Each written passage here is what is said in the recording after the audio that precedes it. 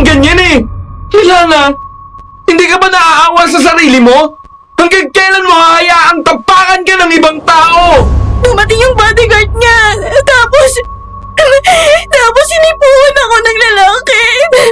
Inaabot na siya ni Ivy pero hindi siya uminto. Hanggang sa nirape niya ako. Patawarin mo ako, Milana. Patawarin mo ako sa lahat ng ginawa ko. Hindi ko na uulitin.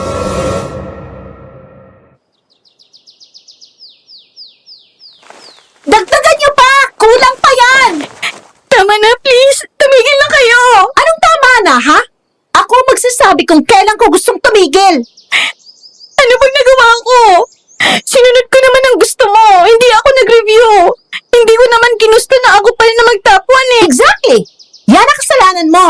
Dahil ikaw na naman ang number 1. Ikaw na naman ang pinuri ng mga teachers. Ikaw na naman ang napansin ni Red. Ikaw na naman ang bida. Sinabihan na kita na maliin mo yung sagot mo sa exam. Yan ang nababagi sa mapapansin na tulad mo.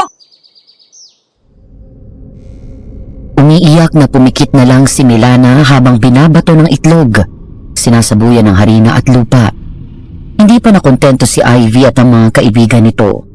Sinabunutan pa ng mga ito si Milana at sinasampal. Pagkatapos ay binuhos ng isa sa mga alipores ni Ivy ang bayong na may laman ng mga luya na dala ni Milana at pinagtatapakan ng 4 na babaeng iyon. Ibebenta sana iyon ni Milana sa palengke matapos ang klase.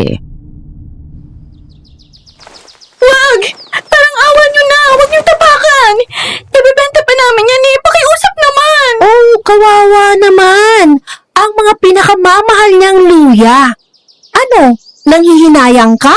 Sige. Eto, lamunin mo tong mga luya mo. Sige, kainin mo. Tutal, amoy luya ka naman eh. Kinuha ka ni Ivy sa ulo si Milana at minudngod ang luya sa mukha nito. Ivy! Biglang huminto ang mga ito nang dumating ako. Agad nagtago sa likod ni Ivy ang mga alipores nito at inalalayan si Milana na tumayo. Oh, hi Red. Ano na naman ang ginagawa niyo kay Milana? Ha? Wala. Nagbibiruan lang kami, di ba Milana? Wala ito, Red. Totoo yun. Hindi ako tanga, Milana. Wag na wag mo silang pagtakpan sa harap ko.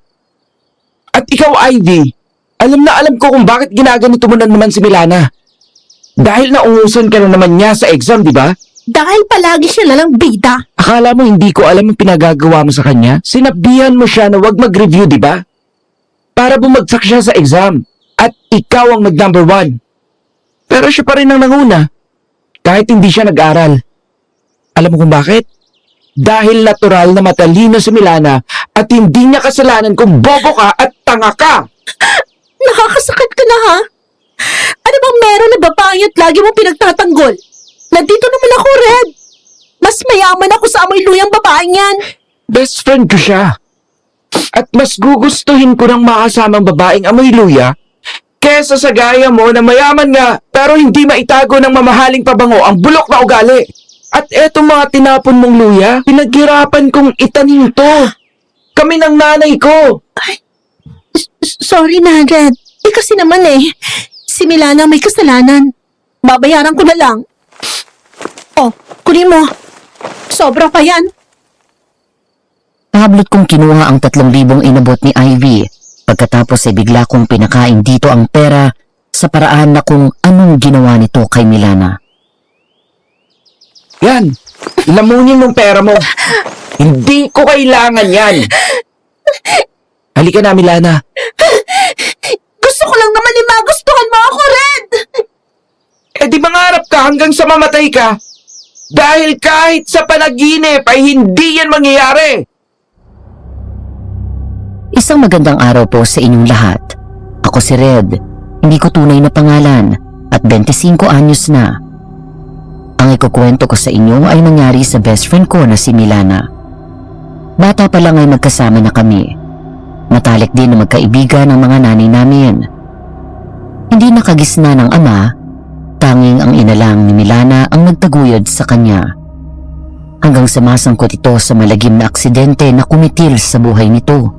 Sa Sa edad na 15 ay naulila na ang matalikong kaibigan. Sa kabila ng lahat ay hindi namin siya pinabayaan ng nanay ko. Kinupkup namin siya at naging mas malalim pa sa pagkakaibigan ang relasyon ko kay Milana. Pero naging malupit ang mundo kay Milana. Biktima siya ng bullying noong high school kami. At ang nangunguna sa pambubuli sa kanya ay ang anak ng mayor namin, ang spoiled brat na si Ivy. Dahil likas na mabait, hindi marunong lumaban si Milana sa mga nangaapi sa kanya. Sa halip, ako ang nagsisilbing tagapagtanggol niya. Ngunit sa lahat ng pinagdaanan niya, tanging iyak lang ang narinig ko mula kay Milana. Kaya naman lalo akong humanga sa kanya at hindi ko siya iniwan. Hanggang sa paglipas ng mga panahon, ang lihim kong pagtingin kay Milana ay mas lumalim. Isang araw ay nakilala at naging kaibigan ni Milana si Albert, isang mayaman na modelo at negosyante na may tinatagong lihim. Bili na po kayo ate, kuya, luya po, panggisa, pangtinola, may bawang at sibuyas din. Milana, tanghali na. Pwede ka nang umuwi. Maya-maya na po, sayang ang oras baka may bumili pa.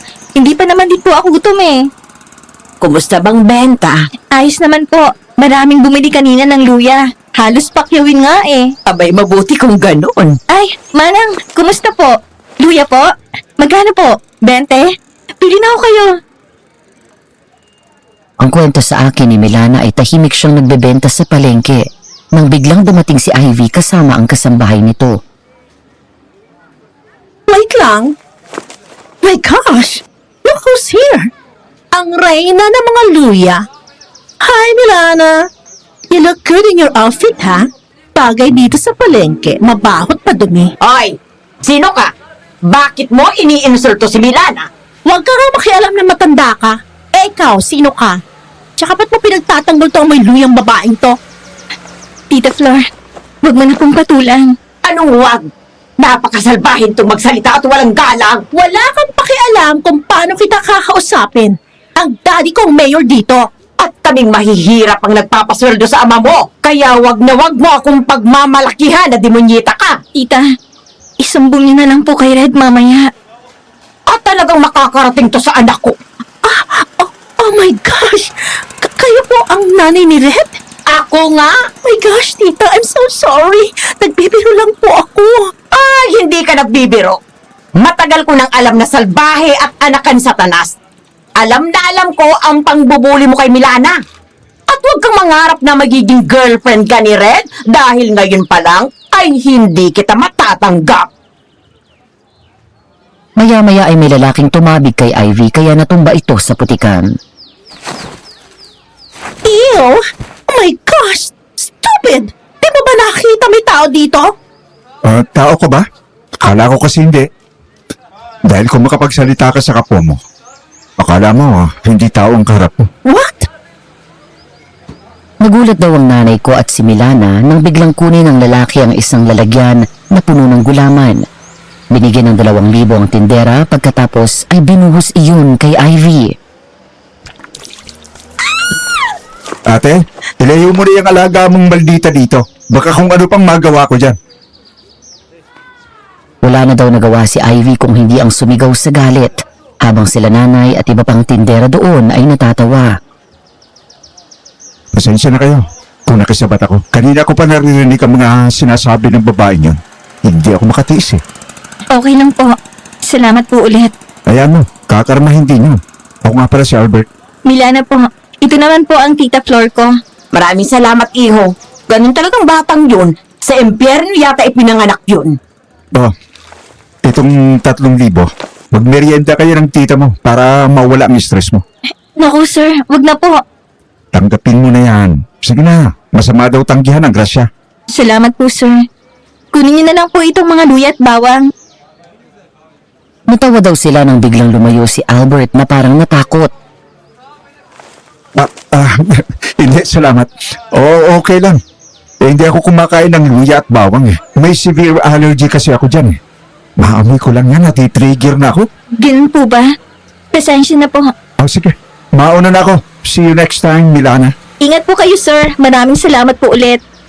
Ay, kapoging bata at mabait pa. Pero, ba't parang hawig kayo? Talaga po? Oo! Ay nako, iligpit mo na yan at baka bumalik pang anak ng Diablo. Milana, nagawa mo na yung assignment natin sa math? Oo. Ba't di mo ako ginising? Akala ko ba sabay tayong gagawa? Ano hindi? Ginigising kita eh. Ikaw itong tulog mantika dyan. Pakopya naman oh. Ay naku Red, tutulugan mo ako tapos ako naman ang kukulitin mo ngayon. Sige na, best friend. Ayoko nga. Hindi mo naman na kailangan mangopya eh. Bakit naman? Eto naman oh. Sorry na. Napagod lang ako kahapon sa paglalaro ng basketball eh. Hindi na nga kailangan. Tingnan mo muna kasi ang notebook mo. Ha? May sagot na? Ikaw may gawa nito? Malamang, may iba pa bang gagawa na assignment mo? Thank you, best friend! The best ka talaga! Aray! Sorry! Natuwa lang ako. Uy, sakto, lunch break na! Halika na, kain na tayo! Nasa akin pala yung baon mo. Binigay ni nanay kanina. Mula sa classroom ay pumunta kami sa kantin.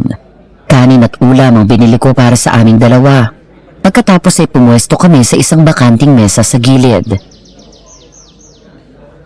Bakit hindi ka sumama sa mga tropa mo? Ayun sila oh. Hindi na. Dito lang ako. Kapag umalis ako, wala ka na namang kasama. Sige ka, guguluhin ka na naman ni Ivy at yung mga tsuwari-wari-wap niya. Di ka pa nasanay doon. At ikaw, sanay ka nang binubuli ka kaya hinahayaan mo lang. Paano naman may mangyayari kapag nagreklamo ako? Sinubukan na natin yun, di ba? Hindi naman pinansin ng principal. Palibasa kasi, mayor ang tatay niya, kaya silang batas sa bayan na to. Huwag kang mag-alala. May araw din yan si Ivy. Makakarma din yan. Bakit ba kasi hindi mo na lang siya pansinin? Maganda din naman siya. Yun? Maganda? Baka ang ibig niyo sabihin, feeling maganda. Mas maganda ka pang di hamak sa kanya. Tsaka ayoko sa babaeng masama ang ugali. Kaya lang naman siya nagkakaganyan dahil hindi mo palaging pinapansin. Malaking insecurity at inggit ng taong yun sa'yo. Hindi niya matanggap na hindi mabili ng pera nila ang ganda at talino na meron ka. Tsaka may iba na akong gusto eh. Talaga? May nililigawan ka?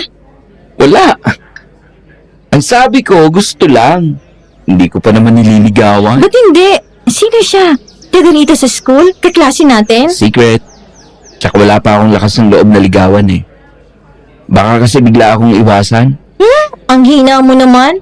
Pero siya ang first love ko. Baka siya na rin ang great love. Ganun ba? Okay. Masaya ako para sa'yo. Oh. Ba't ka nalungkot? Don't tell me nagsiselos ka. Di oh! Huwag kang mag-alala. Ikaw lang ang best friend ko. Ikaw pa rin ang number one. Kumain na nga lang tayo. Hindi ko maintindihan ang laki ng galit at inggit ni Ivy kay Milana. Hindi ko alam kung paano pinalaki ito ng mga magulang nito. Dahil sa nakikita ko, tuwang-tuwa si Ivy sa tuwing nakikitang nasasaktan at nahihirapan si Milana. Kagaya na lang ng isang pagkakataon, nasa loob ng comfort room si Milana at tahimik na naguhugas ng kamay. Nang mga sandaling iyon ay naroon lang din ako di kalayuan at kinakausap ang isang kaibigan habang naghihintay sa kanya. Ayon kay Milana, bigla na lang pumasok si Ivy at ang tatlong alipores nito. Uy! Nandito na pala yung favorite toy ko. Bakit? Wala naman. Namiss lang kitang kalaro. Sige, una na ako. Sandali lang, Milana. Dito ka muna. Usap lang tayo. May gagawin pa ako eh. Milana, kapag sinabi kong dito ka lang, dito ka lang! Nakita ko nga pala kayo ni Red na magkasama kahapon. Lagi naman kami magkasama eh. Doon ako sa bahay nila nakatira. At yun nga ang kinababwisit ko. Ba't ka nakasiksik sa bahay nila? Sinabihan na kita dati na umalis ton, di ba? Kaya hindi ako napapansin ni Red dahil dikit ka ng dikit sa kanya. Sorry, Ivy. Sinubukan ko namang umalis eh. Kaya lang hindi pumayag si Tita Flor. Subok? Anong subok doon? Ang sabihin mo, di mo talaga sinubukan dahil gustong-gusto mong lumalandi kay Red. Siguro di ka na virgin, no? Siguro may nangyari na sa inyo. Hindi, wala. Magkaibigan lang talaga kami. Sige na nga. Maniniwala na ako. Sige na, lumabas ka na. Salamat. Ah, wait. May nakakalimutan pala akong pabaon sa'yo. Ano yun? Nagulat na lang si Milana nang biglang ibuhos sa kanya ang isang balde ng maruming tubig na pinagbabara ng floor mop doon sa comfort room. Nagtawanan si Ivy at ang mga alipores nito dahil doon ay bumakat ang underwear ni Milana sa basang blouse nito.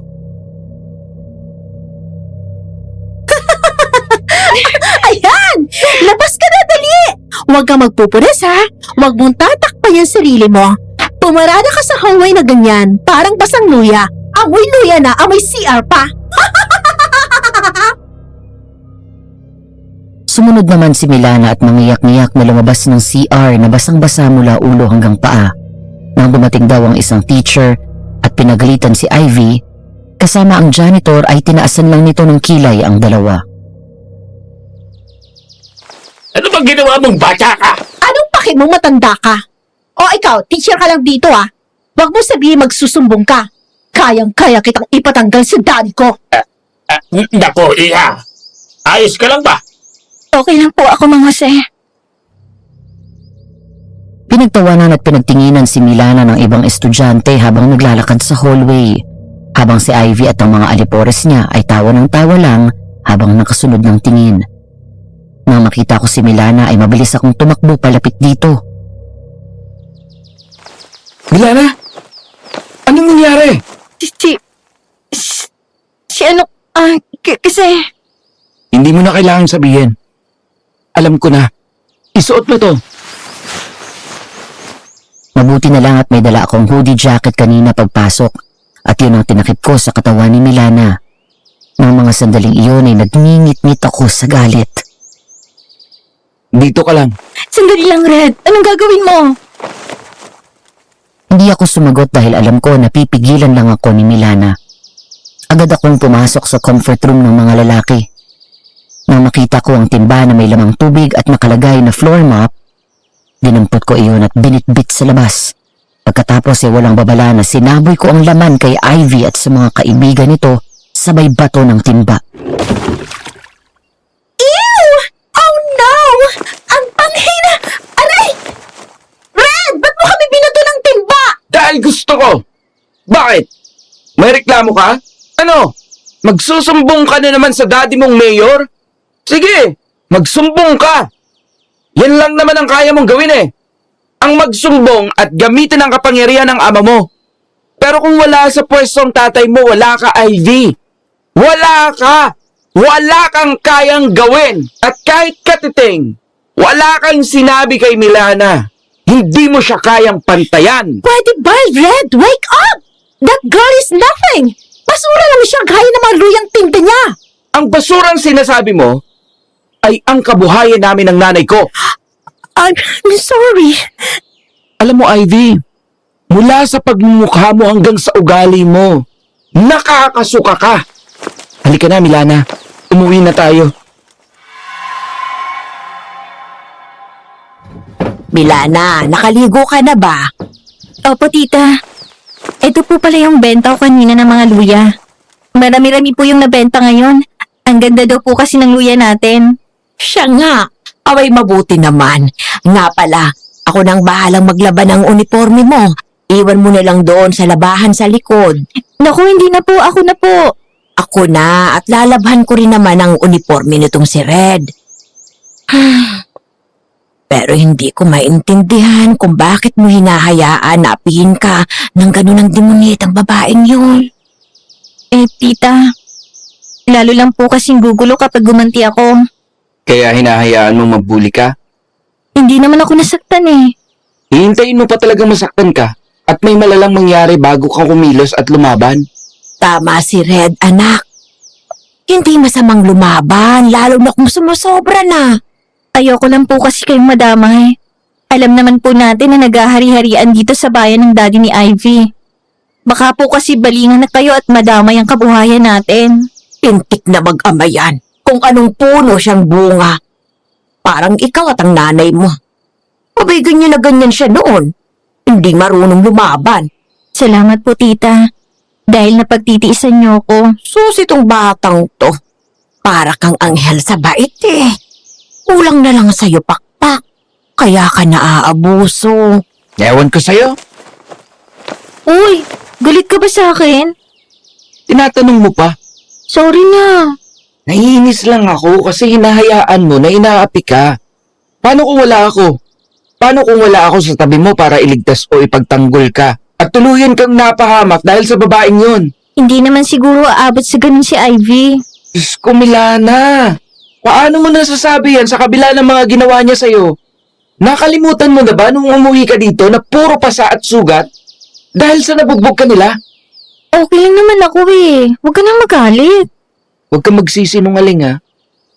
Hindi ka okay. Gabi-gabi naririnig kitang umiiyak sa kwarto mo. Kaya ko pa naman eh. Milana, lumaban ka naman. Kaya nawiwili yun sa pangbubuli sa'yo. Kasi pinapakita mong mahina ka. Ang mga gaya niyang bully, ang kaya lang niya ay mga mahina sa kanya at hindi kayang lumaban. Thank you ha. Kasi palagi ka nandyan sa tabi ko at pinagtatanggol ako. Siyempre, best friend kita eh. Nangako ko sa nanay mo na hindi kita pababayaan. At habang buhay tayong magkasama. Paano ka mag-aasawa kung habang buhay tayong magkasama? E di ikaw na lang pakakasalan ko. Sira, ikaw talaga. Balik na nga tayo sa loob para makapagmerienda. Bili na ho kayo ate. Luya po, pang tinola. Pang salabat din. Sariwang-sariwa po ito. Bukod sa luya ay may tinda din si Milana na bawang at sibuyas, maging kalamansi. Nakapwesto ito sa labas ng palengke, samantalang ang nanay ko naman ay may pwesto sa loob kung saan ay tinda ay sari-saring mga gulay. Milana, Uy, ang aga yata matapos ang basketball nyo. na-injured yung isang kalaro namin eh. Kulang na rin sa players kaya umuwi na lang kami. Pupunta ka kay tita? Hindi, mamaya na. Dito muna ako sa'yo, samahan kita.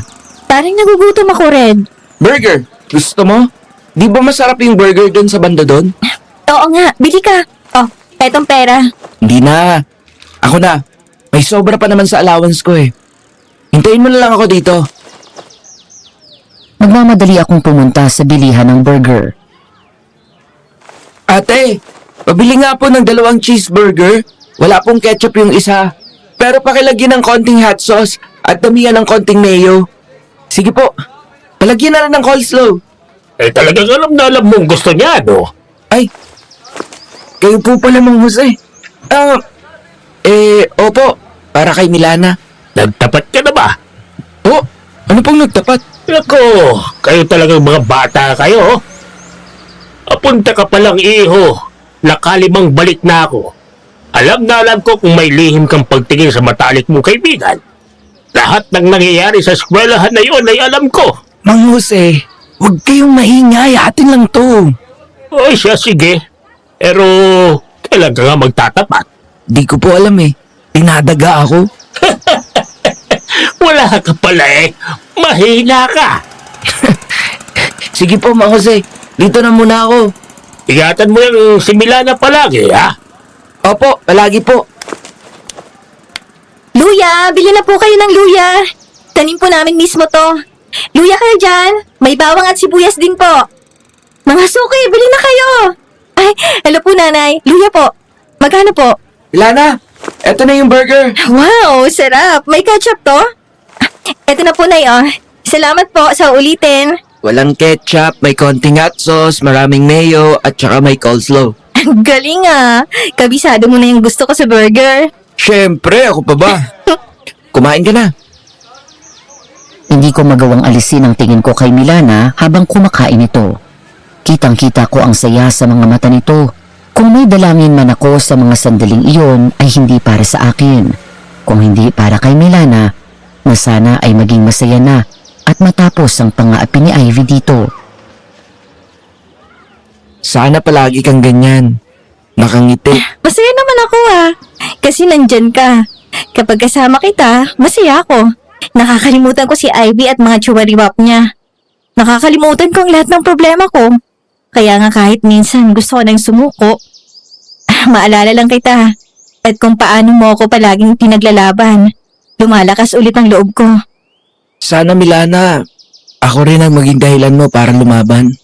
Sasaktan ako kapag nakikita kitang inaapi ni Ivy. Lumaban ka. Walang masama sa pagtatanggol sa sarili. Susubukan ko. Kumain ka na. Ay, kuya, luya po. Pampaganda ng boses. Masarap gawin sa labat. Panggisa din to.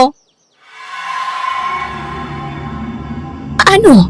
Anong sabi nila? Wala daw dun si Milana. Ang sabi ni Manang, maaga daw umalis dahil maagang nakaubos ng benta.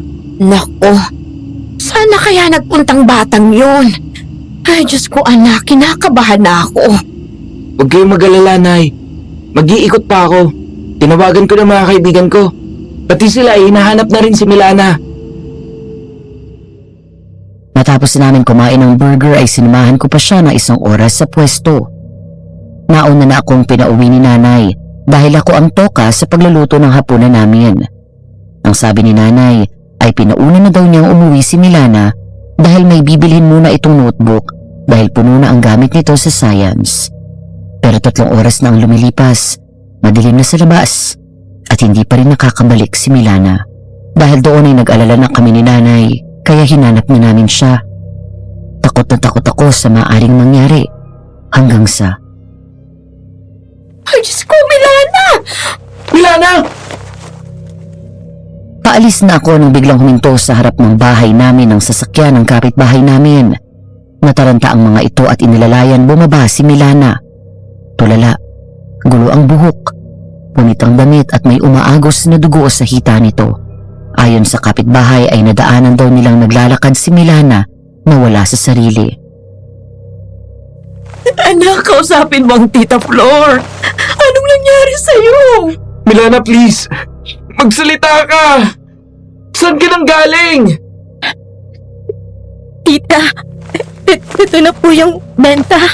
Huwag mong isipin yan. Sabihin mo sa amin anong nangyari. Milana, makinig ka. Pakinggan mo si Tita at sagutin mo ang tanong ko. May gumalaw at nanalbahay ba sa'yo? Opo. Sino? Sabihin mo sa akin. Sino may gawa sa'yo nito? Tita, baka patayin nila ako. Baka nandyan sila sa labas, Red. Magkahalong awa para kay Milana at matinding galit para sa mga lumabastangan sa kanya ang naramdaman ko. Parang sasabog ang dibdib ko sa galit. Gusto kong sumugod at patayin ang sino mang may gawa nito kay Milana. Niyakap ko siya ng mahigpit habang wala itong tigil sa pag-iyak. Sino may gawa sa'yo nito? Ang mabuti pa, Red, tumawag ka ng mga pulis. Kailangan ma-report natin agad sa kanila ito. Opo. Pag-iusap, wag. Makabalikan niya ako. Hindi pwedeng wala tayong gawin, Milana. Lagi ka na lang ba magpapadala sa takot mo? Isipin mo naman ang sarili mo. Red! Hindi, Nay. Palagi na lang ganyan eh. Milana, hindi ka ba naaawa sa sarili mo? Hanggang kailan mo hahayaang tapakan ka ng ibang tao? Narape ka na! Wala ka pa rin gagawin! Kailan ka lalaban? Kapag naghihingalo ka na? Mahal ka namin at nasasaktan kami ni nanay na nakikita ka palaging ganyan! Kahit para sa amin naman lumaban ka! Ayoko na. Sabihin mo sa akin ang totoo, Milana. Sinong gumawa sa'yo nito? Sinong gumawa sa'yo nito? Hindi ko kilala. Pero pauwi na ako tapos muntik ako magip ng kotse ni Ivy. Bumaba siya. Tapos pilit akong pinasakay sa loob. Dinala nila ako sa isang abandonadong warehouse. Tapos sabi niya, may gusto lang daw siyang siguruhin.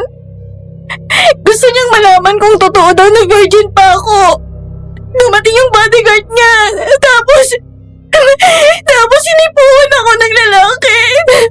Inaabot na siya ni Ivy pero hindi siya uminto. Hanggang sa nirape niya ako. Hayop! Hayop!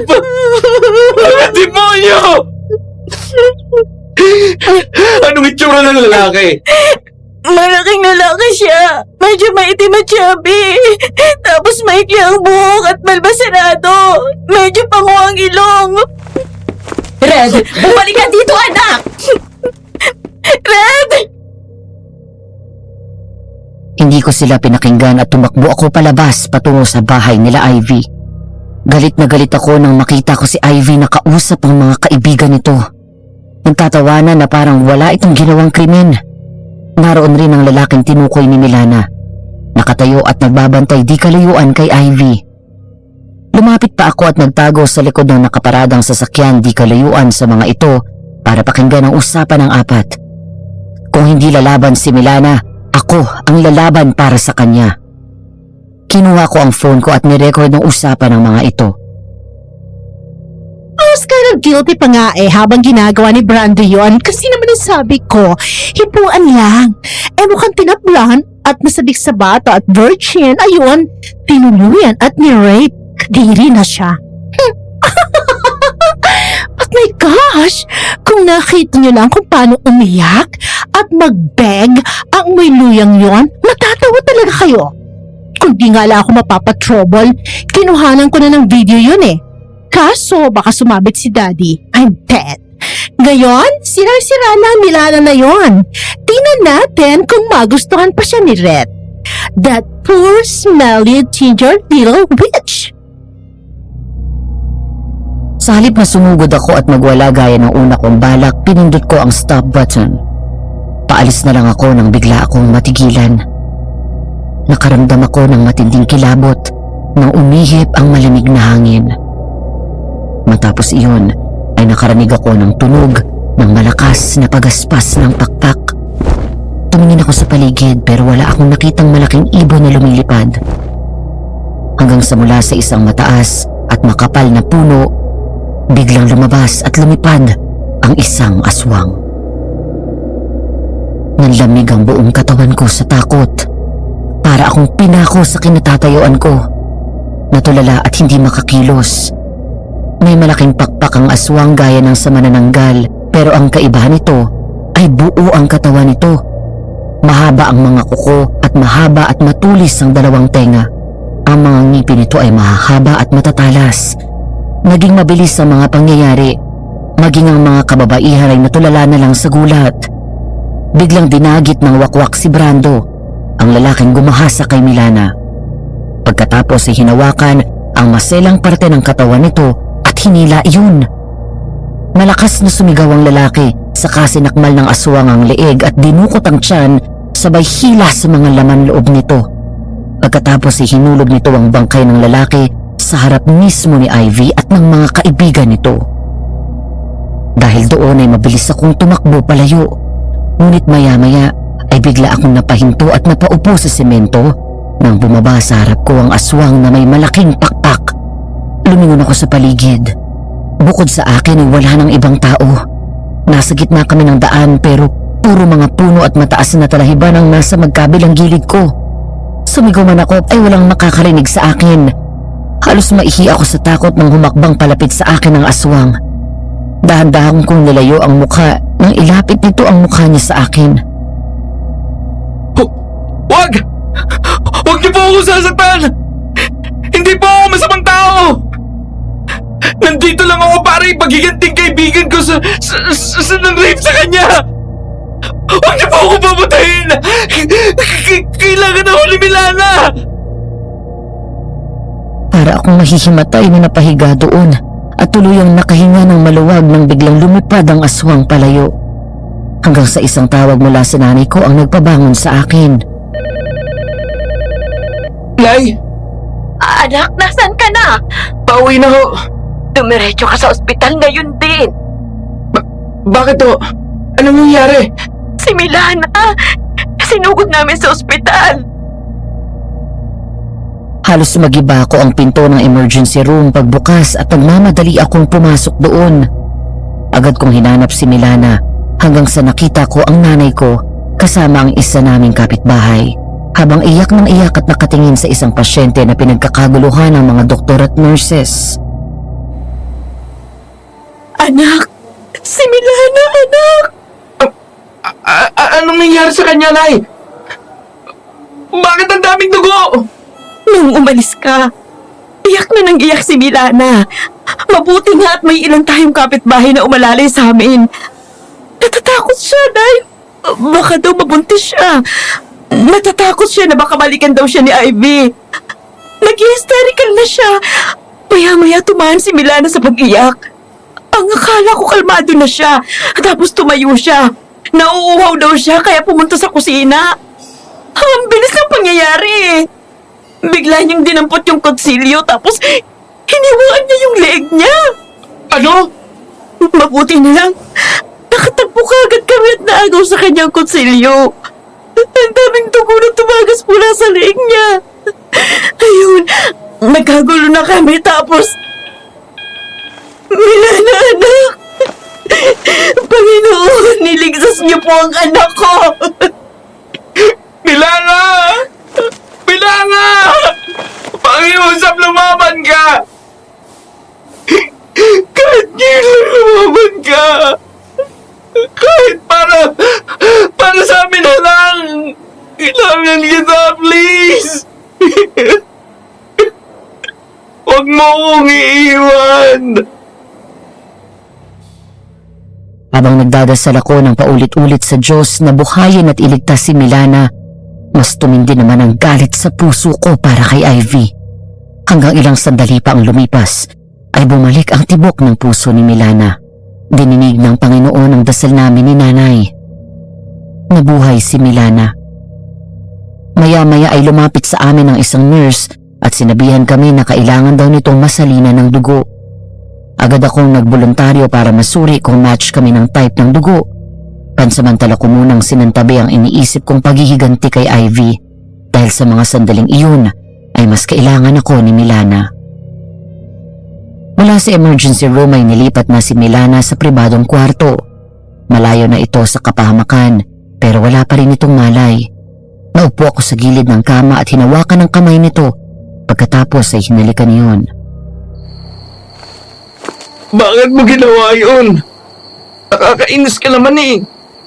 May bala ka pang iwan ako? May pangako tayong dalawa. Wala pa nang bata pa tayo, di ba? Magkasama hanggang dulo. Magpahinga ka lang dyan. Magpalakas ka. Umiyak ka hanggang gusto mo. Hanggang sa gumaan ang dibdib mo. Ibuhos mo lang para sa susunod. Makakangiti ka na ulit. Hindi kita iiwan. Dito lang ako. Kaawa-awang bata. Napakabuti at napaka-inosente niya para sa malupit na mundong ito. Igaganti ko siya, Nay. Ako lang bahala kay Ivy. Siya nga pala, anak. Saan ka ba pumunta? Sumugod ako dun sa bahay nila. Oh, anong nangyari? Hindi ko po naituloy ang pagsugod eh. May nangyari kasi. Anong ibig mong sabihin? Nay, nakita ko yung lalaking tinukoy ni Milana na nag-rape sa kanya. Tama siya. Kasama niya si Ivy. Narinig ko mismo na kinikwento ni Ivy ang ginawa nila sa mga kaibigan niya. Timungyitang batang yun? Hoy, Red. Huwag mong maligaw-ligawan yun, ha? Kapag nalaman kong naging nobya mo yon, ipapasok kitang seminarista. Di bali nang mabuhay ang ano mo kaysa maging manugang ko ang anak ni Satanas na yon. Nay naman, wala akong gusto doon. Alam niyo naman mahal ko si Milana eh. At sa sama ng ugali noon, no way. Pero, hindi lang yun ang nangyari. Meron pa. At nakakatakot. Anong nakakatakot? Aswang, Nay. Kitang-kita ko. Nanggaling siya sa puno.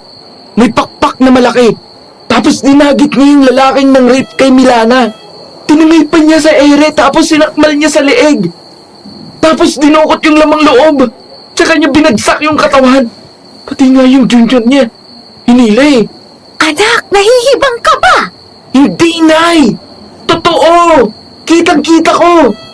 Tumakbo pa nga ako palayo. Tapos umarang sa daan ko yung aswang. Nilapit pa ng gusto yung mukha niya sa akin eh. Nakakatakot ang itsura niya.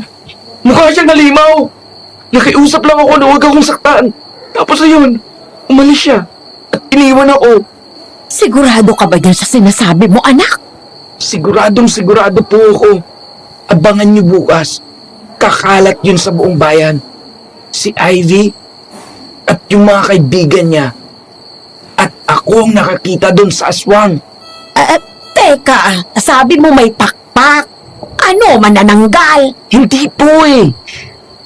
Parang lalaki siya tapos buo yung katawan niya. Pero yung pakpak parang tulad sa manananggal. Teka, search ko kung anong klaseng aswang yun.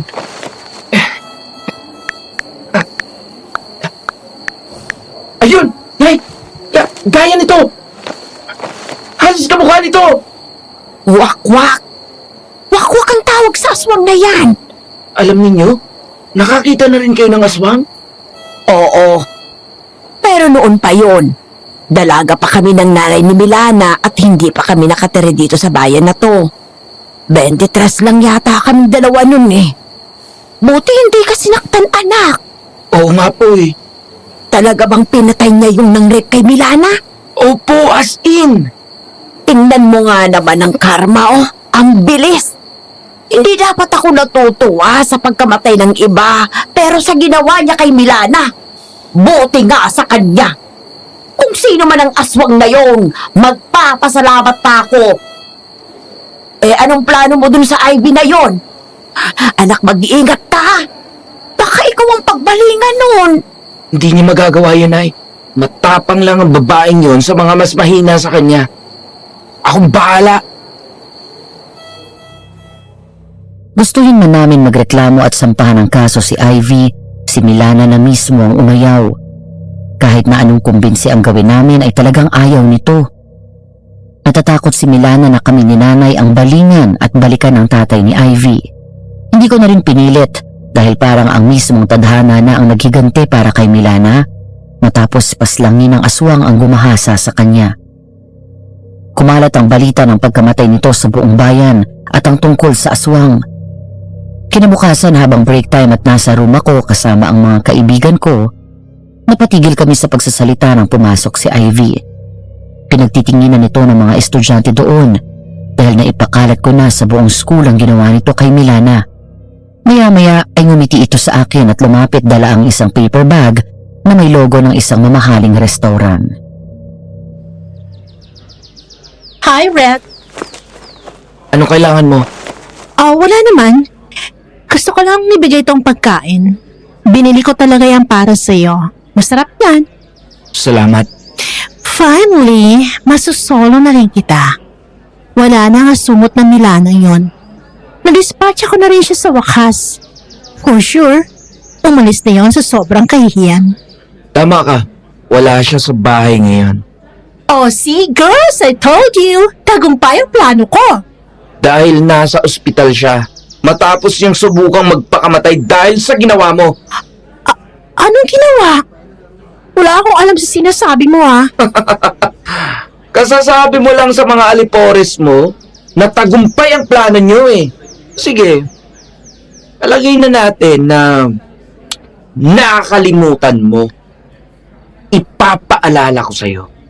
Inarang mo si Milana kagabi habang pauwi. Sinakay sa kotse mo at dinala sa isang abandonadong warehouse. Tapos pinaghahasa mo siya sa bodyguard mo, di ba? Na pinatay ng aswang. Huwag kang gumawa ng kwento, Red. Di totoo yan. Kinuha ko ang cellphone ko at pinarinig sa lahat ang mga nirecord ko na pag-uusap ni Ivy at ng mga kaibigan nito. Biglang namutla si Ivy at lumingon sa paligid. Hindi totoo.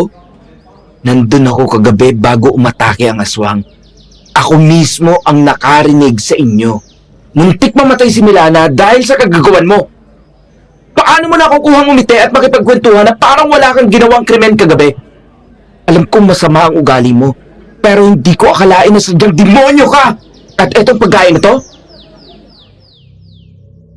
Kinuha ko ang pagkain sa loob ng paper bag at tinapon ko iyon sa ulo nito, saka hinilamos ang sauce sa mukha niya. Pero kulang pa yun kumpara sa mga ginawa nito kay Milana. Kaya naman nilabas ko mula sa bag ang mga itlog na sadya kong dinala para doon sa plano ko.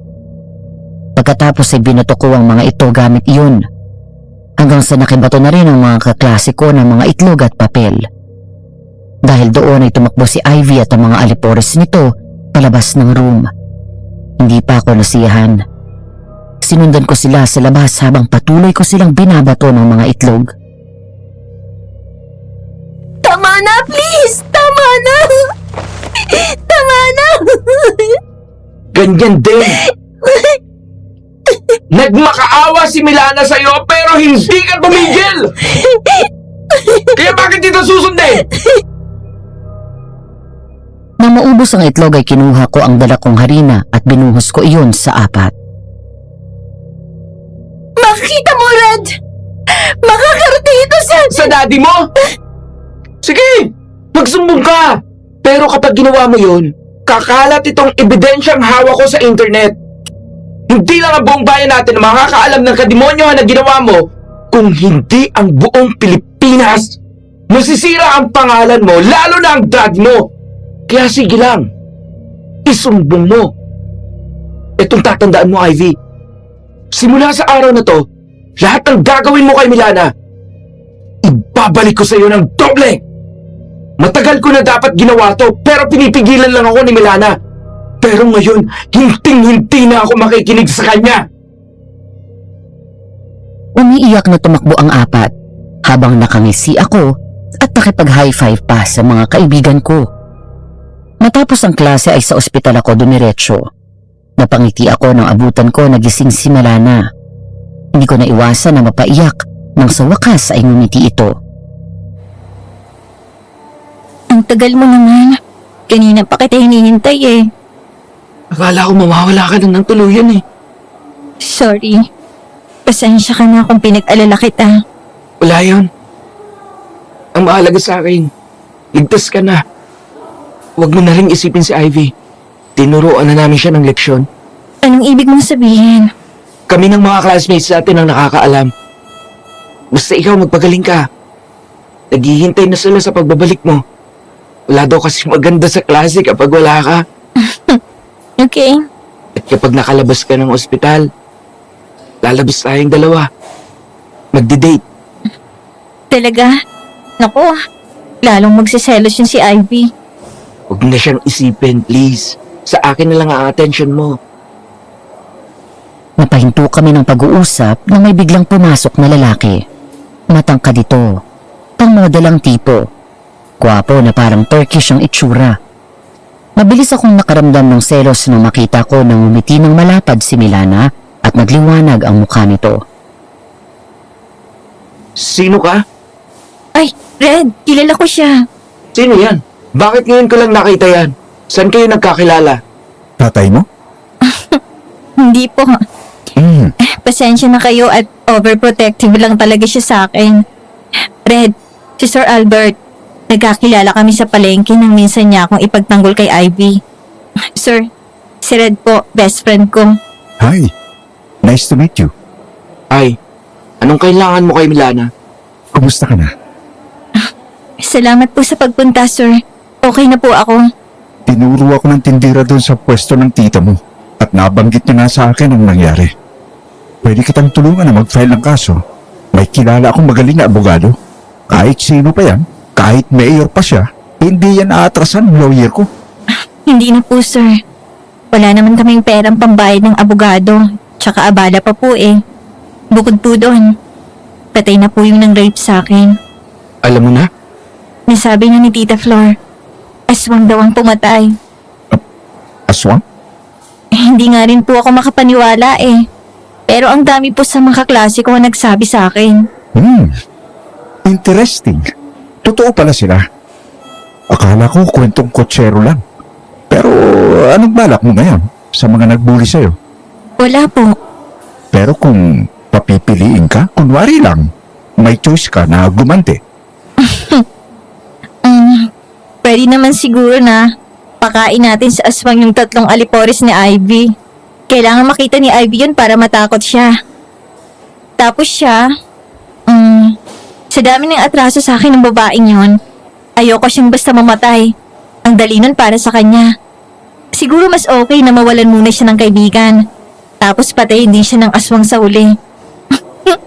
Pero syempre sir, joke lang yun. Ayoko silang gantihan. Naniniwala pa rin naman ako na ang Diyos ang gaganti para sa akin. Pinaubaya ko na sa kanya yon. Na-realize ko rin kasi na tama si Red. Nandyan pa siya at si Tita Flor na nagmamahal sa akin. Ang mga kaibigan at classmates ko na mababait sa akin. Tama kayo, hindi ako dapat magpatalo. Mabuti naman at naisip mo yan. Kaya makinig ka dito sa tatay mo. Este best friend mo. Opo, Oh, paano yan? Uuna na rin ako at talagang sumaglit lang ako dito para kumustahin ka. Alam mo na matagal-tagal na rin tayong magkakilala. Eto nga pala, bulaklak at putas para sa'yo. Magpagaling ka ha? opo, salamat sir. Nang makaalis si Albert ay tiningnan ko ng masama si Milana. Oh, bakit ganyan ang mukha mo?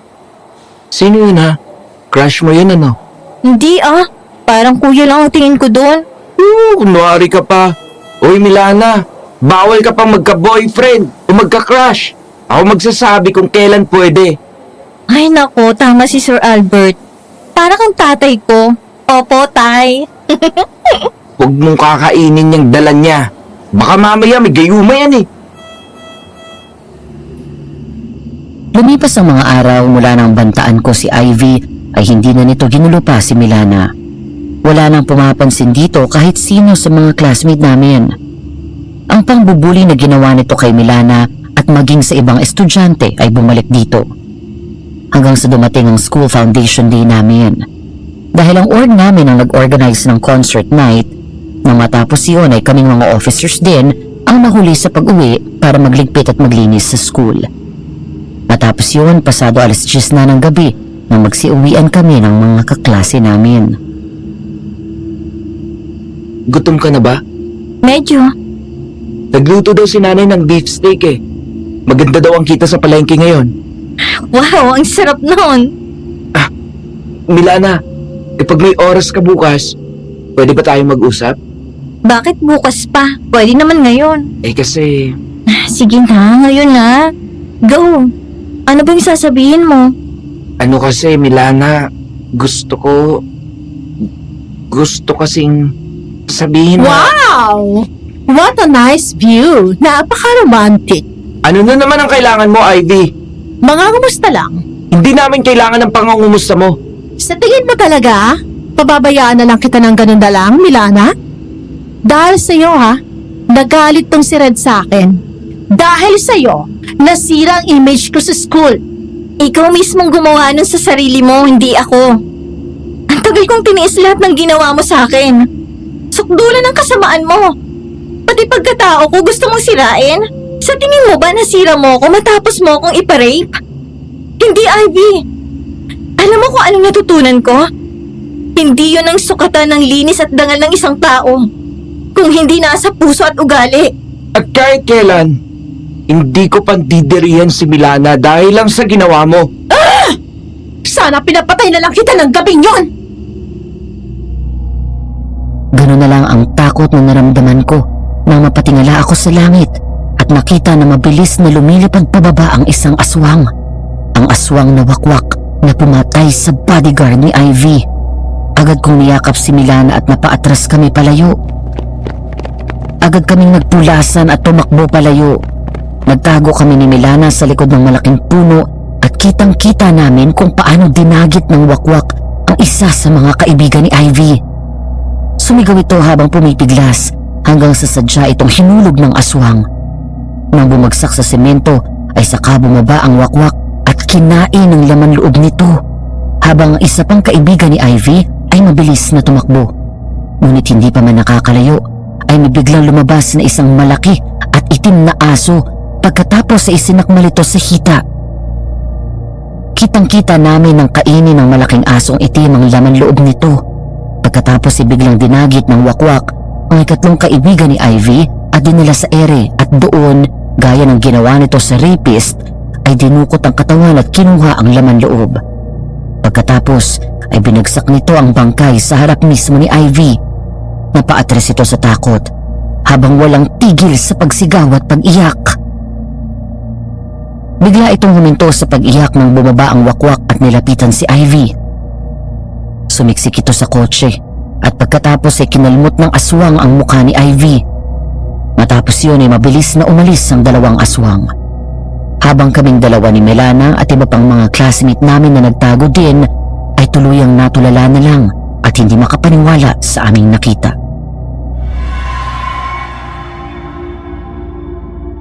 Lumipas ang mga taon matapos ang gabing iyon na nasaksihan namin kung paano pinaslang ng mga aswang ang mga kaibigan ni Ivy. Hindi na ito nakapangbuli. Palaging nag-iisa at walang gustong makipagkaibigan. Tuluyan ding nasira ang mukha nito nang magpeklat ang kalmot ng aswang. Katulad ng nangyari sa bodyguard ni Ivy, tila kusang kumilos muli ang tadhana at pinarusahan ng mga ito sa ginawang pambubuli noon kay Milana. Ngayon si Ivy na ang nabubuli at tinatawag na malas at anak ng aswang dahil lahat ng kaibigan nito ay namatay maliban sa kanya. Ang takot at trauma ng nangyari ay nagmistulang habang buhay na bangungot para dito. Samantalang nagpatuloy ako sa kolehiyo at ngayon ay nagtatrabaho na sa opisina sa isang sangay ng gobyerno. Si Milana naman ay hindi na nag-college dahil na rin sa trauma na iniwan ng pambubuli ni Ivy. Tumulong na lang siya sa nanay ko sa pag-aasikaso sa bukid at sa pagtitinda sa palengke. Oh, Suki, bili na. Pangsigang ba? Maganda yung kangkong namin at yung talong. Pili lang. Anak, sige na, umuwi ka na para makapagpahinga ka. Ako na dito hanggang mamayang gabi. Sige po, tita. Ako na rin ang magluluto. Mabuti pa nga. At yung sinigang sa miso ang iluto mo. Alam mo naman na paborito yun ni Red. Sige po, tita. Mag-uuwi na rin ako ng gulay. Yung isda nga pala'y nasa ref.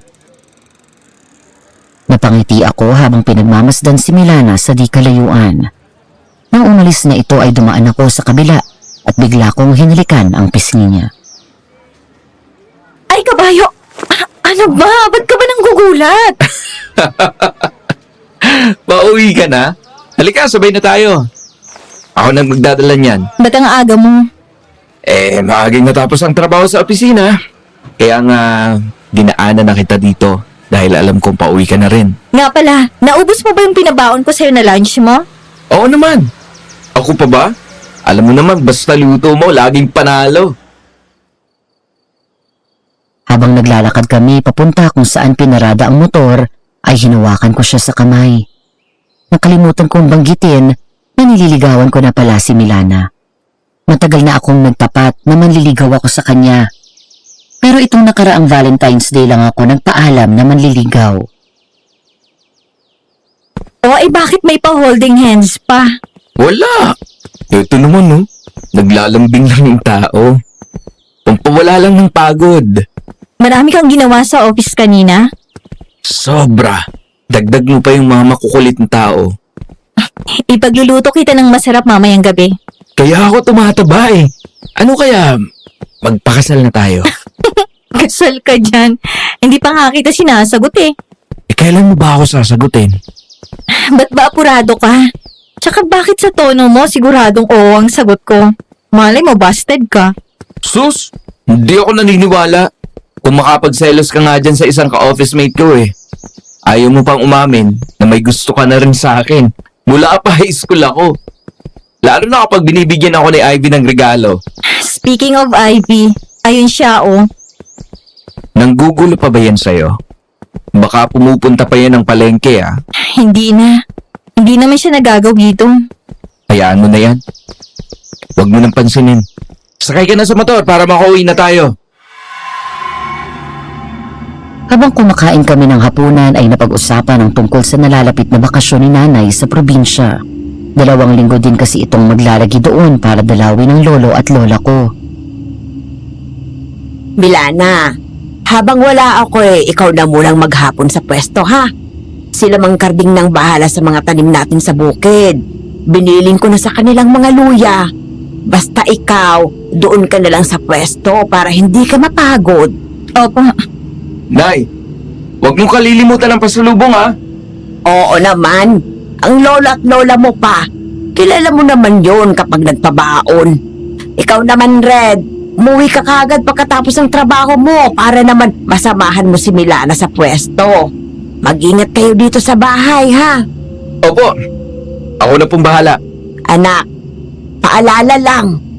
Kayong dalawa lang dito. Eh baka kung anong kalokohan ang pumasok sa utak mo, ha? Tandaan mo, hiwalay ng kwarto sa gabi, ha? Aba, Nay, ayaw mo nun. Pag-uwi mo, magiging lola ka na. Uy! Napakapilyo mo talagang bata ka. Umayos ka ng kilos mo dito, ha? Opo. Matapos kumain ay maaga na ring natulog si nanay habang kami ni Milana ang naiwan sa kusina para magligpit. Babe, pakis naman no. Anong babe? At anong kiss? Di pa nga kita sinasagot. Ano ka ba? Nagpa-practice lang ako kung paano maglambing. Balusot. Natigilan kami nang marinig namin ang nakakatakot na pamilyar na tunog na yun. Biglang sumiksik sa akin si Milana dahil sa takot. Red, naalala mo ba yung tunog na yon? Oo, paano ko makakalimutan? 2 beses ko siyang narinig at nakita. May aswang yata. Halos mapatalon kami sa gulat nang biglang may malakas na kumalampag sa pinto. Lalong sumiksik sa akin si Milana habang kumuha ako ng kutsilyo at dahan-dahan akong lumapit sa pinto. Sandali lang, Red. Baka kung sino yan. Hindi ako nagpatinag at tumuloy pa rin ako sa paglapit sa pinto habang nasa likod ko si Milana at takot na humahawak sa likod ko. Kasabay ng bigla kong pagbukas ng pinto, sabay kaming napaatras sa gulat at gumapang ang kilabot sa katawan namin nang makita ang aswang na wakwak naroon sa harap namin at nakatayo. Milana! Red, tulong! Gulat na gulat kami nang biglang hablutin ng wakwak si Milana at hinila palabas ng bahay. Agad akong sumunod dito at halos lumuhod at magmakaawa. Nakikiusap ako! Huwag mo kukunin sa akin si Milana! Wala kami ng traso sa'yo! Huwag mo siyang sasaktan! Nagmamag-aawa ako! Huwag niyo po akong papatayin. Mahigit ni Milana ang hininga nang haplusin ng kamay ng aswang na may mahahaba at matalas na kuko ang pisngi niya. Takot na takot kaming dalawa nang titigan ng wakwak ng malapitan si Milana. Pagkatapos ay bigla na lang itong lumipad paalis. Agad akong tumayo at tumakbo kaming pabalik ng bahay, saka ko siya niyakap na mahigpit. Ramdam ko ang takot ni Milana dahil sa panlalamig at panginginig ng katawan nito. Nasaktan ka ba? Hindi naman. Ano kayang kailangan ng aswang na yun? Unang gabi na wala si nanay. Kaninang umaga ay umalis na ito papunta ng probinsya. Sinadya naming hindi sabihin ang tungkol sa aswang dahil baka matakot ito at mag-alala. Bukod doon ay ilang araw na rin naman ang lumipas at hindi na nagbalik ang aswang. Pero kaming dalawa ni Milana ay balot pa rin ng takot, lalo na kapag sumasapit ang gabi. 7:30 pa lang ng gabi naghahanda na kami ng mesa para kumain. Nang mapansin ko na tulala si Milana. Hoy! Ba't ka tulala dyan? Ha? Wala. May iniisip lang ako. Ano yun? Yung tungkol sa aswang. Ang weird lang. Parang dumalaw lang siya dito. Yun nga eh. Pero kahit naman noong una kong nakaharap yung aswang, hindi niya ako sinaktan. Baka hindi siya talaga nananakit o pumapatay ng mga mababait. Kasi napansin mo ba? Ang mga pinatay niya noon ay yung sumalbahe sa'yo. Siguro nga. Mabuti na lang. Pero kahit na. Maalala ko lang ang mukha niya, natatakot na ako. Wala kang dapat ikatakot. Hindi naman kita pababayaan. Puprotektahan kita. Red, salamat ha. Dahil mula noon pa, hindi mo na ako iniwan. Mahal na mahal kita, Milana. At nandito lang ako hanggang kailangan mo ako. Bigyan mo pa ako ng konting panahon. Huwag mong isipin yun. Ihintayin kita kahit gaano katagal. Halos mapalundag kami sa takot nang marinig ang malakas na katok sa pinto. Kukunin ko na sana ang kutsilyo sa pag-aakala na aswang iyon nang marinig namin ang tinig ng isang matandang lalaki. Tao po! Fred! Milana! Sino yon? May inaasahan ka bang bisita ngayon? Wala naman. Sandali. Titingnan ko. Pagbukas ko ng pinto ay bumungad sa akin si Mang Jose, ang dating janitor sa pinusukan namin ni Milana noong high school. Maganda ang bihis nito, naka-Amerikana pa at sa likod nito ay may nakatalikod na lalaking matangkad. Naku, Mang Jose! Napasyal po kayo! Naku, mukhang asinsado na kayo ah. Medyo sinwerte sa trabaho mula nang umalis ako sa pagja-janitor. Ano pong may paglilingkod namin? Ang katunayan ay hindi ako, kung hindi itong boss ko. Milana ang sadya namin dito. Ako po? Hello, Milana. Kumusta ka na? Sir Albert? Ako nga. Anong ginagawa mo rito? Paano mo nalaman kung saan kami nakatira? Matagal akong nawala dito sa bayan natin at naalala ko si Milana. Nung makakita akong nagbebenta ng luya, gusto ko lang kumustahin ang kaibigan ko. Huwag kang mag-alala. Hindi mo ako kaagap. Tuloy po kayo. Hindi na. Naparito lang kami para imbitahin ka. Imbitahan? Saan po? Birthday ko bukas at gusto ko sana ay naroon ka. Eto ang invitation card. Ako po? Sigurado kayo? Sigurado ako. Gusto ko na naroon ka sa importanteng araw na yon. Pero sir, mukhang formal po ang birthday nyo. Wala naman po akong magandang damit na isusuot eh. Hindi naman po kasi ako lumalabas. Tsaka po, hindi po ako umaalis na hindi kasama si Red. Tungkol sa damit mo, huwag kang mag-alala. At ako nang bahala dyan. Mang Jose, pakikuha lang sa kotse ang regalo. Opo, sir. Mabilis na pumunta sa kotse ang matanda at bumalik ito na may dalang 2 itim na paper bag. Eto ang damit at sapatos. Isuot mo yan. Ipadadala ko na lang isusuot mo bukas, Red. Hindi na. May damit naman akong formal dyan. Bukas ng gabi, ipasusundo ko kayo kay Mang Jose pagsapit ang eksakto alas 7 ng gabi. Aasahan ko na makapupunta kayo, ha? Sige po sir, salamat po. Hindi mapakali si Red habang naghihintay kay Milana. Dahil gusto nitong pumunta sa party, pinagbigyan ko siya. Kaya naman nilabas ko ang tinatago kong Amerikana sa aparador. Habang naroon ako sa sala ay nasa kwarto naman ito at nagbibihis. Nagpatulong pa ito sa kapitbahay namin na magaling mag-makeup at mag-ayos ng buhok. Milana, matagal ka pa ba? Malapit na mag-alas 7. Palabas na! Ilang sandali pa, unang lumabas ang kapitbahay namin. Napatayo ako at natulala nung lumabas si Milana, suot ang kulay pulang evening gown na bahagyang kumikintab. Lalo itong pumuti at tumingkad ang kagandahan nito ng maayusan.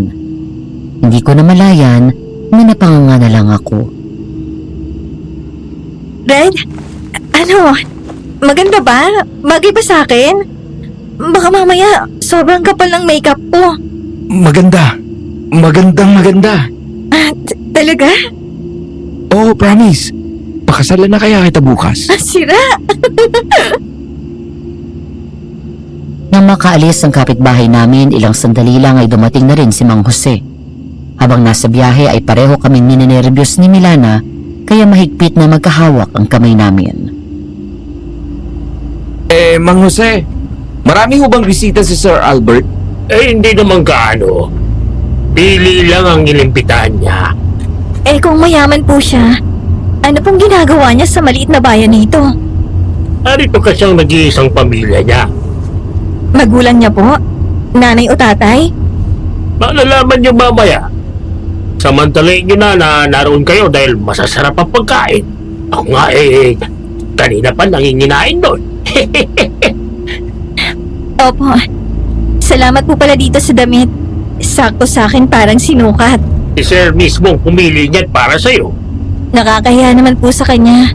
Pero napakabait talaga ni Sir Albert. At mapagmahal. Pero grabe kung magalit, lalo na kapag ang mga mahal niya sa buhay ang naagrabyado. Kahit sino naman po siguro. Kaya ganun na lang ang galit ko dati kay Ivy noon eh. Kumusta na pala ang batang yon?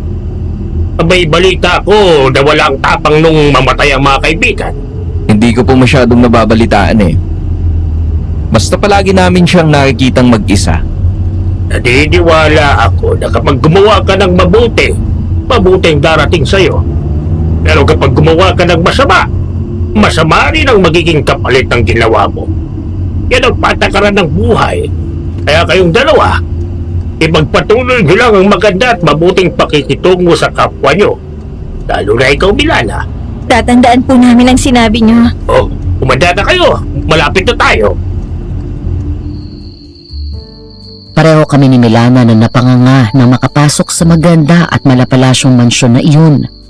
Ilan lang kaming mga bisita at lahat ay nakagayak ng maganda at formal. May mga pagkain at alak sa isang mahabang mesa. Agad namin nakita si Albert na abala sa pakikipag-usap. Maya-maya ay napalingon ito sa amin at mabilis na nagpaalam sa kausap nito. Red, Milana! Welcome! Masaya ako at nakarating kayo. Nag-alala ako kanina, baka hindi kayo pumunta eh. Good evening, sir. Dapat nga po hindi na kami pupunta. Kaya lang, sayang naman itong damit na bigay nyo. Good evening po. Good evening din. Halika, tumuli kayo. Huwag kayong mahihiya, ha? At kumain lang kayo na kumain. Dinala niya kami sa buffet table kung saan kami kumuha ng konting pagkain, pagkatapos ay binigyan kami ng waiter ng wine. Red, ang sosyal naman ng mga tao dito. Hindi ako sanay. Kaya nga eh. Sabi kasi sa'yo, huwag na lang tayong pumunta. Eh, nakakahiya naman kay Sir Albert. Kung hindi siya nagbigay ng damit na isusuot ko, hindi talaga ako pupunta. Pero bakit kaya niya tayo inimbita? Ganun ba kayo ka-close niyan? Hindi naman. Noon madalas kami nagkikita sa palengke. Sumasama siya sa kasambay niya.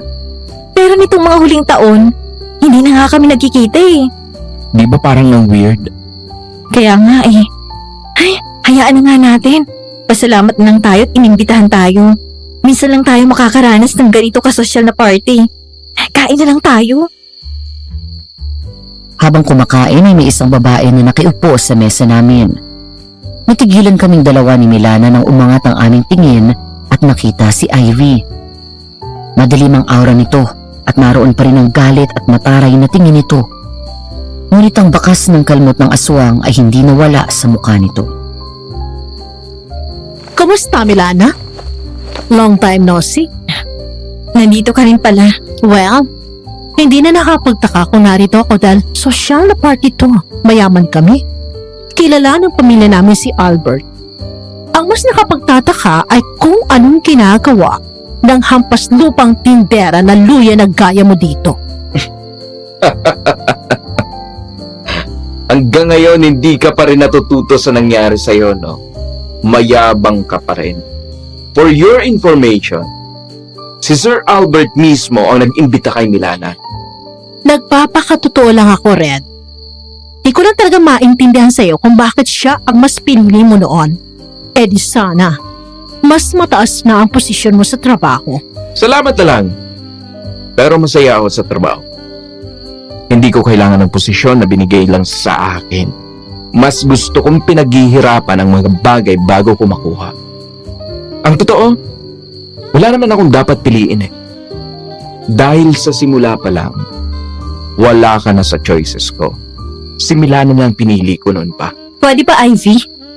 Kung wala kang sasabihing maganda, umalis ka na lang. Kung may respeto pa dyan sa katawan mo, hindi ka gagawa ng eksena dito sa party ni Sir Albert. Wow! Matapang na ang amoy luyang babae.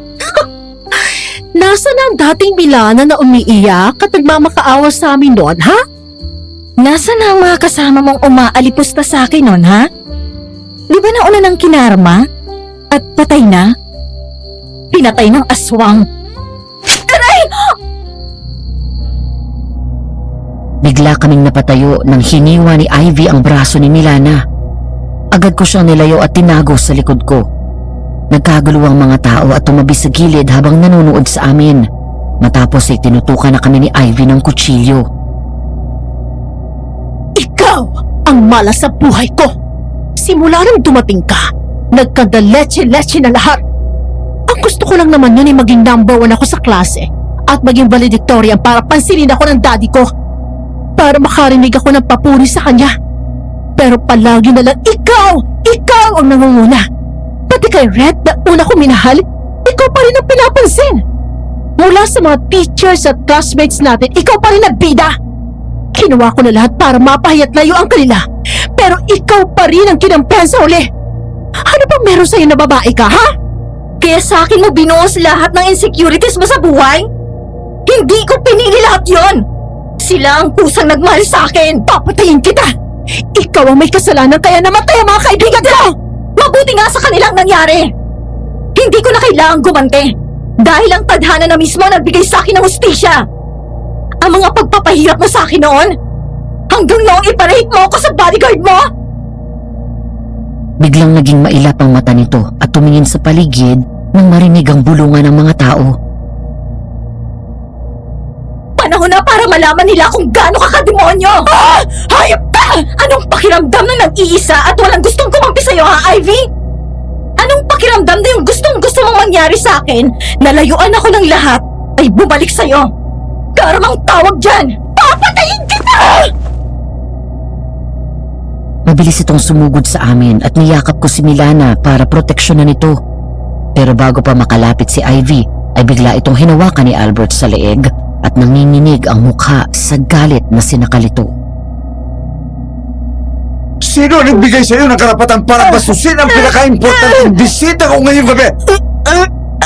Albert! Wala na akong kailangan sa'yo. Kahit tingnan ang mukha mo, ay hindi ko gagawin! Nagulat kaming lahat nang itulak nito si Ivy at halos lumipad ito papunta sa dulo ng silid na iyon. Mang Jose, alam mo na ang gagawin. Napalingon kami sa paligid at nagtataka ng magsilabasa ng mga bisita. Pagkatapos ay bumaba ang makapal at malaking kurtina doon sa bulwagan at tumayo sa may pinto si Mang Jose.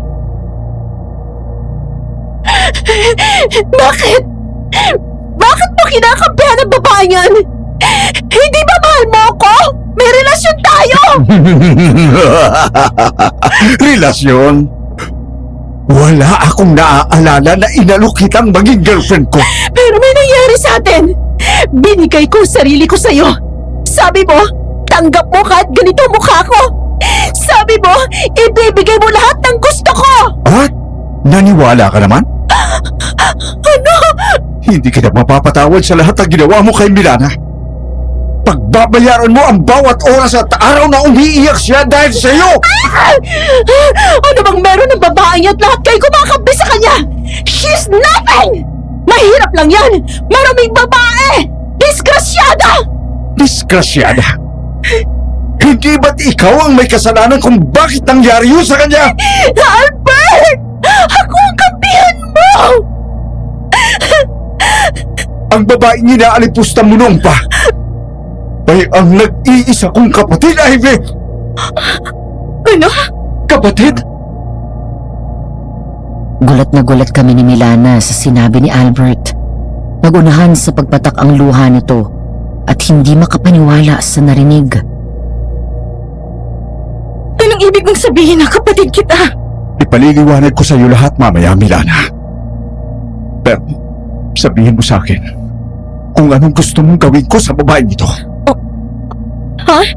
Alalahanin mo lahat ang ginawa niyang pagpapahirap sa iyo. Ang gabing nilapastangan ka ng tauhan niya. At wala siyang ginawa kung hindi panuorin ka at tumawa habang binababoy ka at paulit-ulit na nagmamakaawa. Nagsimulang umiyak si Milana. Ang lahat ng galit na naipon sa dibdib nito sa nakalipas na mga taon ay tila lumabas ng gabing iyon. Nilapitan ni Albert si Ivy at hinablot ito sa buhok. Pagkatapos ay kinaladkad palapit sa amin. Halos lumuhod si Ivy sa harap namin habang umiiyak at takot na takot. Ilabas mo lahat ang galit mo. Ito na ang panahon para gumanti ka, Milana. Ipaghiganti mo ang kaapihang naranasan mo noon. Sinabi mo sa akin na kung papipiliin ka, mas gusto mong makita siyang naghihirap ng mahabang panahon Ginawa ko yun, Milana. Inubos ko ang mga kaibigan niya. Pinatay ko ang lalaking gumahasa at gumagastangan sa'yo! Anong ibig mo sabihin? Paano naging ikaw? Kitang-kita ko na aswang ang pumatay sa lalaki. Naroon kami ni Milana nang patayin din ng aswang ang mga kaibigan niya. Isang wakwak at malaking asong itim. Bigla kong nahila si Milana palayo at tinago ko siya sa likod ko nang biglang maging malaking asong itim si Mang Jose. Kasunod nito ay naging aswang si Albert, ang wakwak na pumatay sa mga kaibigan at bodyguard ni Ivy. Natatakot ako! Nandito ako. Hindi ko hahayaan na saktan kanila. Anong pakiramdam, ha, Ivy? Anong pakiramdam na sumiping ka sa aswang na pumatay sa mga kaibigan mo?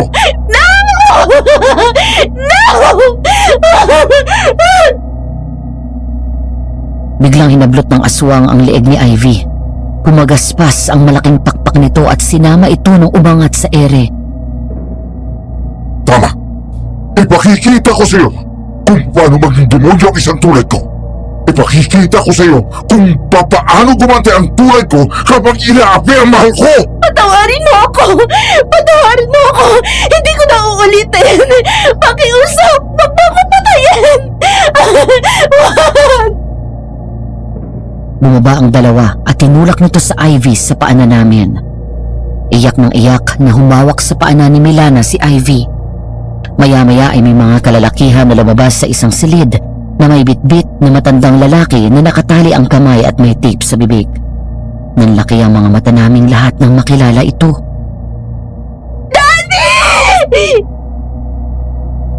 Biglang lumipad ang aswang at sinakmal sa leeg ang ama ni Ivy. Pagkatapos ay dinukot nito ang tiyan at kinuha ang laman loob, saka itinapon iyon at pinakain sa malaking asong itim. Walang nagawa si Milana kung hindi ang umiyak ng umiyak, habang wala kaming magawa kung hindi ang manood lang sa mga nangyayari. Nang makitang palapit na ulit ang aswang, napatingin kami kay Ivy nang humawak ito sa paanan namin. Patawarin mo ako, Milana! Patawarin mo ako sa lahat ng ginawa ko! Hindi ko na uulitin! Pakiusap, sabihin mo sa kanya na huwag ako patayin! Humihingi ka ng tawad sa akin para lang hindi ka patayin? Pero kani-kanina lang ay sinaksak mo ako at nagbanta na gusto mo akong patayin? Huwag mo akong lokohin, Ivy!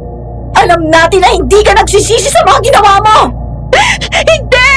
Hindi! Nagsisisi ako! Nagsisisi na ako! Patawarin mo ako! Gagawin ko lahat para lang mapatawad mo ako!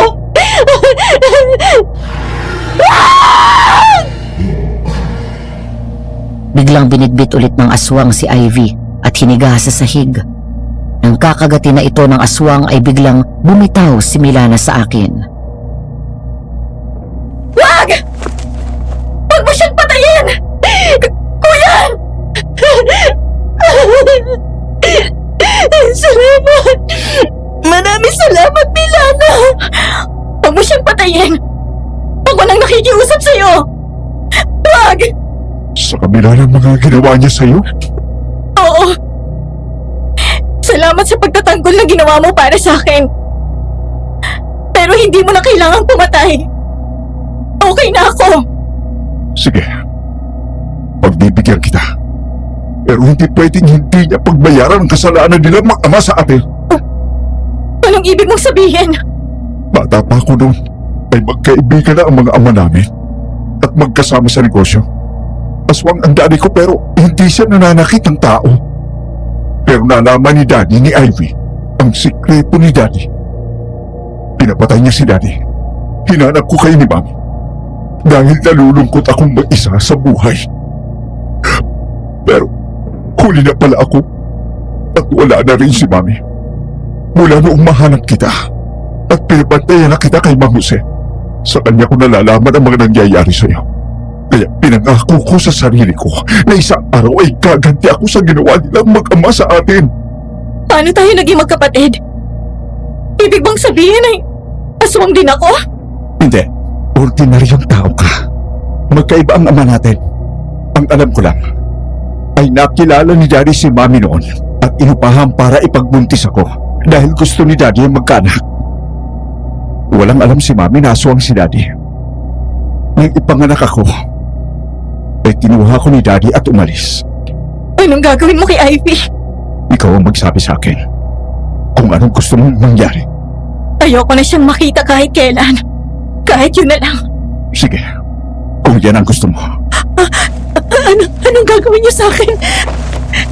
Mula ngayon, ay pagsisilbihan mo ako. Magiging alipin kita at sisiguraduhin kong habang buhay kang mabubuhay sa takot. Lahat ng ginawa mong pag-aalipusta at pang-aapi sa kapatid ko ay pararanas ko sa iyo. Mang Jose, dalhin niyo na to. Wag! Wag! Parawan niyo na! Wag! Pinanood lang namin kung paano bitbitin si Ivy ng mga tauhan ni Albert hanggang sa tuluyang tumahimik ang paligid. Milana, sumama ka na sa akin. Hindi kita pipilitin sumanib sa akin. Hindi ako nananakit ng mga taong mababait. Kaya hindi mo kailangan matakot. Magiging mas maayos ang buhay mo kapag nasa akin ka. Lahat ng kayang bilhin ng pera ay ibibigay ko sa iyo. Hindi mo kailangan magpakahirap sa pagtitinda sa palengke. Kuya, hindi ako pwedeng umalis. Hindi ko pwedeng iwan si Red at Tita Flor. Masaya ako na kasama nila. Pero gusto kitang makasama. Pwede mo naman akong dalawin eh. Hindi naman ako natatakot kahit ganyan ka. Mahal na mahal ko si Red, kuya. Ayokong malayo sa kanya. Kung yan ang pasyon mo. Sige. Wala naman akong dapat alalahanin dahil nakikita ko naman na mahal ka niya. Red, ingatan mo ang kapatid ko. Wala kang dapat alalahanin sa bagay na yan. Ako ang bahala sa kanya. Milana, simula ngayon, wala ka na dapat alalahanin. Ako ang bahala sa lahat. Hindi kita pababayaan. Palagi ako nakabantay at wala nang mga api sa'yo. Masaya akong malaman na hindi pa pala ako nag-iisa sa mundo. Salamat at dumating ka, kuya. Masaya ako. Dahil hindi ka natakot sa akin. Bakit naman ako matatakot sa sarili kong kapatid na nagtanggol sa akin? Lahat ng nangyari ngayong gabi, pilihin niyo. Makakaasa ka. Wala kaming nakita. Sige na, umuwi na kayo. Ipahahatid ko kayo kay Mang Jose. Milana, dadalawin na lang ulit kita sa susunod. Matapos ang gabing iyon ay wala na kaming narinig na balita tungkol kay Ivy. Hindi na rin namin siya nakita sa bayan at hanggang sa mga sandaling ito ay wala kaming narinig na balita tungkol sa pagkawala ng mag-ama. Ngayon ay naiintindihan ko na kung bakit hindi ako sinaktan ng aswang noong unang beses ko siyang makaharap. Samantala kami naman ni Milana ay tahimik na ring nabubuhay bilang mag-asawa. Hindi nagtagal matapos ang gabing iyon ay sinagot na rin niya ako. Hindi ko naman na pinatagal at inalok ko siya ng kasal. May mga pagkakataon na bumibisita sa amin si Albert. Pero kahit kailan ay wala na itong binanggit pa tungkol kay Ivy. Pagdating sa pinansyal ay tumutulong ito sa amin. Tinupad niya ang pangako kay Milana at hindi ito pinabayaan. Niregaluhan pa kami ni Albert ng malawak na lupain noong kasal namin at iyon ang pinagyayaman namin. Ginawa naming taniman ng palay at mga gulay ang lupa. Siyempre, hindi mawawala ang luya. Sabi nga ni Mang Jose, lahat ng ginagawa natin sa mundo ay may kapalit. Matapos ang mga ginawa noon ni Ivy, minsan hindi namin maiwasan ni Milana at mapag-usapan kung tama ba na hinayaan namin ang nangyari sa kanya. O kung sapat na ba ang ganong parusa sa kanya ni Albert. Sa mga tagapakinig, anong opinion nyo tungkol dito? Hanggang dito na lang at maraming salamat po sa pakikinig nyo sa aking kwento. Nagmamahal, Red.